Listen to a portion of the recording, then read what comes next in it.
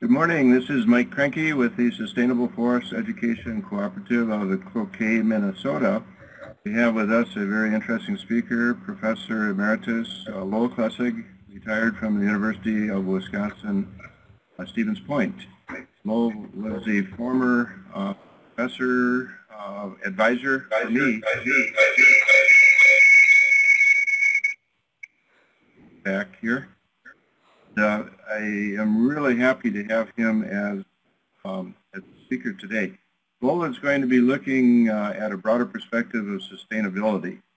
He's studied the terminology of sustainability from a societal, community, worldwide perspective. So his insights are really, really interesting. He's published his theses. He's also given many talks to many different groups. So before I introduce Lowell formally, I'm going to give you a few details again about the webinar. We have about 21 people on, mostly DNR foresters today. Welcome. They're from throughout Minnesota. So many of you have already attended webinars. For those of you who have not, when you look at your screen, the chat pod on the left-hand side of the screen, there's a line right below chat where you can type in your questions and then click the arrow to the right and your questions will come up for Lowell to be able to answer. If you have any comments or questions, just feel free to type them in at any time. The program today will last about an hour. So after introductions, Lowell do his presentation. You're welcome to ask questions or make comments at any time, and Lowell can respond when it fits in right. And then we'll have more questions at the end of the program. If you would like a continuing education credit for this, just indicate that within your signing through the attendee list. I see some of you have already for continuing education credit. So with that in mind, I'm going to make a little bit more formal introduction. Professor Lowell Klessig has degrees in biochemistry, molecular biology, rural sociology, and environmental planning and resource management. He was very active and took a turn as the executive director of the Wisconsin Rural Leadership Program. He taught integrated resource management at the College of Natural Resources, and he developed the college's land use undergraduate degree program. He also served as the Extension Lake Management Specialist for 27 years, and he extended his career to help develop the Forest Landowner Extension Program, and worked with him on that program with the Master Woodland Stewards Program and the Woodland Leaders Institute. We were able to expand the forestry extension program in Wisconsin. The presentation you are about to hear is still given to every class at the College of Natural Resources. It has been given to professionals and citizen audiences in other places in the state, in the Philippines, China, New Zealand, and Australia. And then I also wanted to mention that Lowell owns his own rural acres. He wrote a publication on managing rural acres in Amherst Junction, Wisconsin. He also owns and manages woodlands as a stewardship plan for his acreage in Bayfield and in Amherst. So with that overview, I'd like to turn it over to Lowell, and I'm looking forward to your program today, Lowell. Thanks, Mike. It's good to be with you all, and especially on a day when I can't cut any foggy, wet day here. Haying is great this year for growth and terrible for getting the growth off. I'm going to share just a little bit more about my perspective as a landowner, mostly about my professional work. I've owned forest land since 1970. That tells you how old I am, but I bought it in graduate school, so I started early, and have 240s in the Wisconsin Managed Forest Law. Also got another 80 acres that is coming back from an abandoned farm and done some planting as well as allowing session there. And just this summer, in fact, just this morning, we finished off an NRCS plan, stewardship plan for home farm, which has 80 acres here of mixed pine and hardwoods, and also we've done last month an NRCS plan for the property in Ashland County. So I have a lot of personal involvement in this topic as well. What you're going to hear is really a career-long effort. Starting graduate school, then I had to do normal things like teach and do research and extension work and get publications. So for the center part of my career, I didn't do much of this. As I got toward the end of my career, I was able to put a couple of graduate students on this work and kind of finish it off with a sabbatical to Asia. Major publication in the Journal of Human Values followed. So what you'll see is pictures from a couple decades. If you have any questions about the images that we go through, let's just ask them right away and try to deal with them. If you have more general questions about the concepts, those we probably would better off leave toward the end. Don't feel bad about, you see something and I say something and just pop the question up and I'll try to pick it up and we'll address it as much as time allows. 11 is an unusual number. It just happens to be that way. People would, I suppose, think more of 10 or 12 or 15, but started off and got to 9 and then slowly to 10 and then slowly to 11, and that's where it ended. And the concept here, the main take-home point is questions of priorities. And normally in a class face-to-face, I would ask you, do you believe in setting priorities? And virtually everyone would raise their hands and say, yeah, of course I believe in setting priorities. People have told me that every year since almost birth.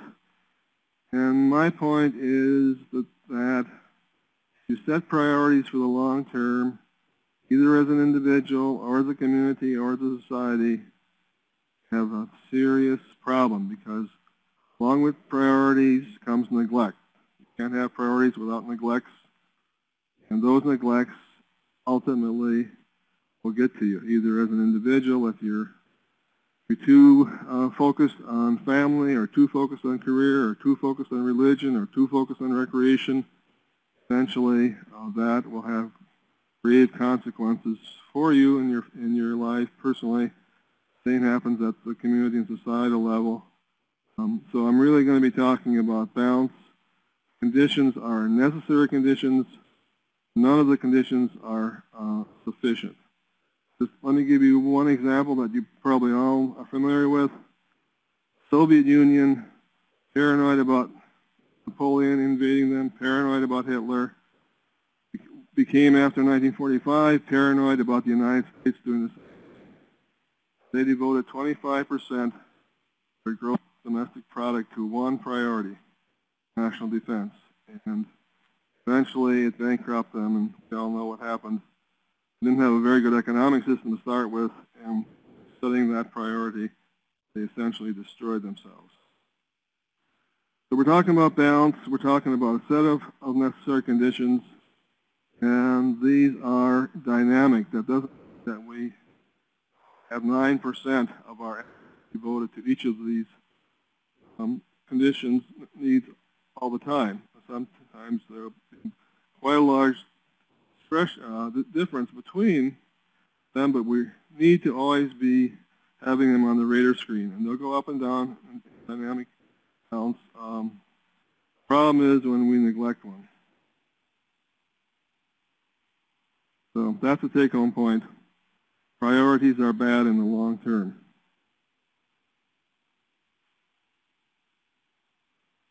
As far as how this developed for me personally, in graduate school, I did some research and moving basically from very basic sciences and biochemistry to sociology and environmental issues. Some of the western states' water resource centers were working on this issue. What needs did water provide for society? They came up primary needs that water provided. And we can all come real quickly, but that's not our purpose today. As I started giving these presentations, people started pointing out that there were some things missing. I'll point those out as we go.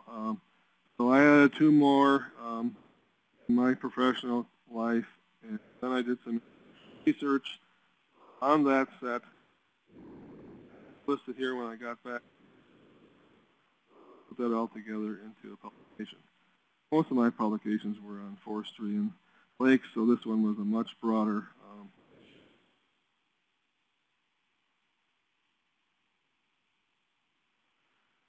and this is what we did in the countries that we looked at. We looked at their constitution to see what things were mentioned there. You might consider that their priorities. We looked at their budgets. I consider what things that they were spending money on would be priorities. We looked at the front pages of their newspapers. We picked out one major newspaper for each country. Interestingly, in Australia, and this might be consistent with what you know about Aussies, Aussies don't have a sports page. For Aussies, the sports is on the front page. So that put their recreational account really high when they had, instead of news, they had sports news on the page.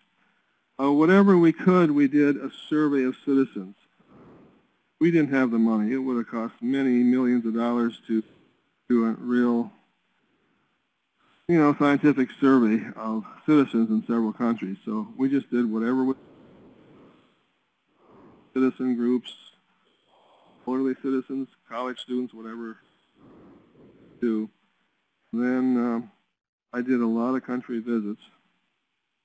You'll see those listed here.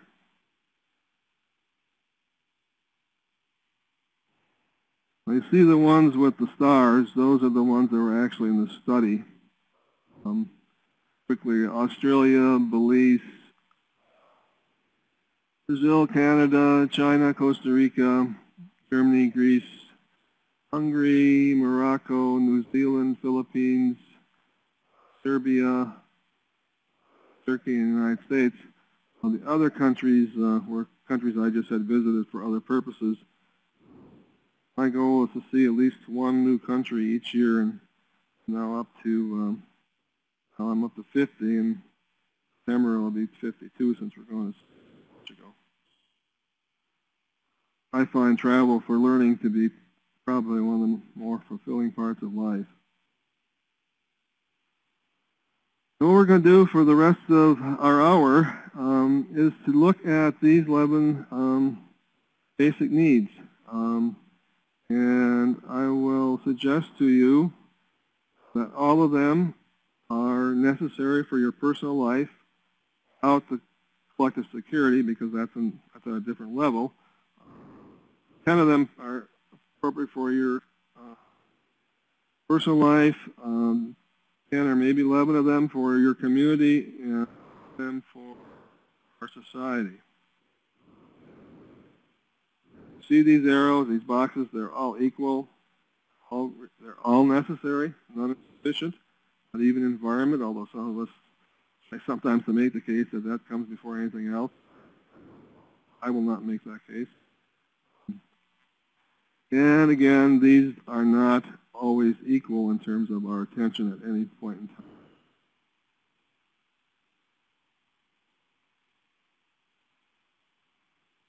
This is probably my favorite because as natural resource managers, we don't give this a lot of credit. And some other people give it even less. Engineers probably give it even less. We tend to think of this as kind of fluff. Oh, it's nice, it's pretty, but does that really matter very much? I'm here to tell you that it matters a lot. We have a definite need for aesthetic opportunity. See green and growing things, to see blue sky and blue water. And when we do research on this, we find that, in fact, beauty is not in the eyes of the beholder. People are pretty consistent what is beautiful and what is ugly. Had a graduate student go out in a lake a certain number of feet, take pictures of various lake frontages, and then take those images and show them to different audiences. See how much consistency there was within the audience and between audiences, like between people average age of 60 and average age of 20. We didn't have very many minority audiences available, but we found high correlation. Most of the old people and most of the young people felt the same images were ugly or beautiful. Also, the key thing we found in terms of beauty was whether the shoreline was natural. How close the building was to the lake was not nearly as important as whether the shoreline was natural. Same research on prisoners. If you give them a window, they are less violent and they get sick less often, so it takes less money to take care of them. People who can look out at a nice area when they are in hospitals get better quicker. And even the flowers help. I thought that was a conspiracy of florists to get people to buy flowers and bring them into hospital rooms. But there's actually research that shows if you have flowers, you have better recovery time. And beauty isn't just, of course, natural. There's beautiful cities, buildings, and as well as spaces. I took this picture after I finished graduate school. Gave myself a trip gift to go to Europe. I didn't have any money left, but I had a Eurail pass and an airplane ticket, backpack, and this is taken from a moving train in the Arctic Circle. Almost hard to figure out which is top and bottom, but I don't think anyone will think it's ugly. It's got kind of a interesting questions and picture and colors. Here's one of natural and human activity mixed, and again, those I don't think many people would consider to detract from the Alps. They complement each other. And we take our students to Germany to have an international experience for a summer. Our College of Natural Resources students, maybe some of you participate in one of those. This is their city hall, and you can see what those city fathers, council people thought was important, and they obviously spent a lot of effort to make their city hall visually attractive. Celebrate their 900th anniversary.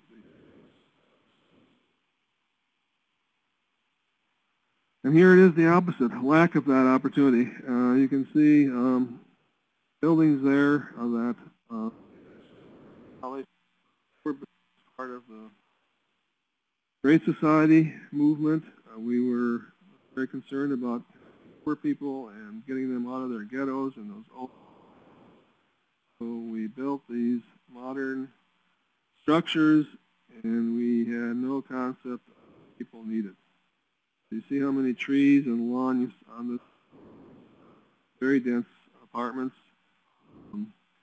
And we did stupid things like didn't put any bathrooms on the ground floor because of the maintenance of them.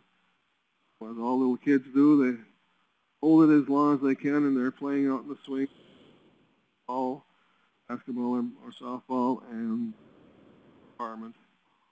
Many of them don't make it, so they urinate in elevators. Other people come by and comments about what kind of people these are that urinate in the elevators. And of course, we should ask the question, what kind of architects and engineers we had that knew so little about people that they would build places like that. And within not too many years, we ended up tearing them down because they were impossible places to live.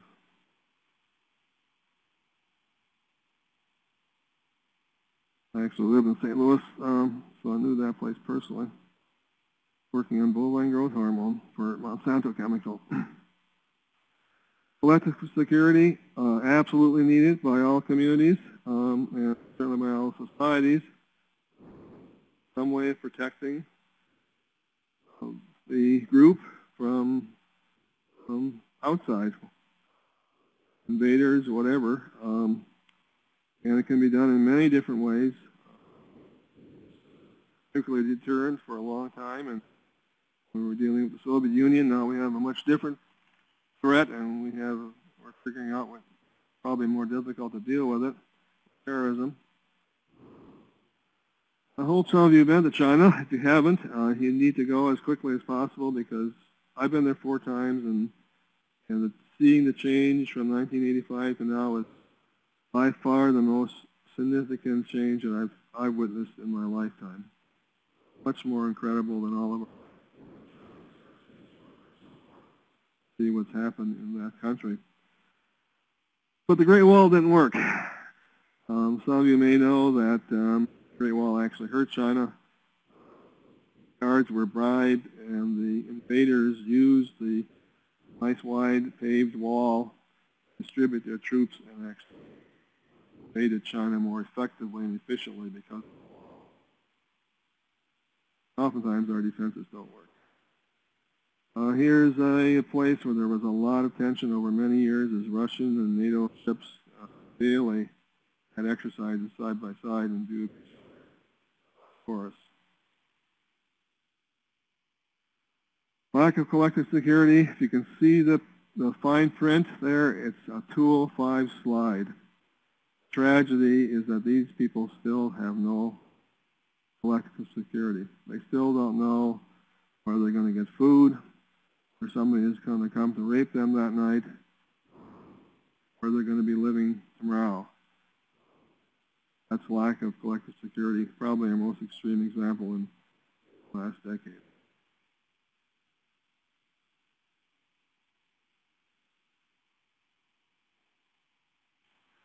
Cultural opportunity. This one is one I had to learn. I was born and raised in a dairy farm in Wisconsin, and our culture was seeing how many tits we would be dealing with each night and morning. Had very little of this. Grew older, I got to do more of that, and my wife enrolled me in a city slicker program in which I had to do so many concerts and arts events per year. Never graduated, but I got some exposure. It really defines who we are and helps us after that. Probably the biggest party of the planet is the Carnival in Rio de Janeiro. Been to Brazil 3 different times. The last time I missed this by a week. Just forgot about it and planned the trip, and probably would have planned it differently if I'd been. It was going to happen on Wednesday week, before Ash Wednesday. Some of you may know Bhutan. May not. This is the neatest little place I've ever been. It's a tiny country between India and China, closed to the outside world. Long time. That last decade or so, they allow 1 plane load of tourists per day to enter the country. Charge those people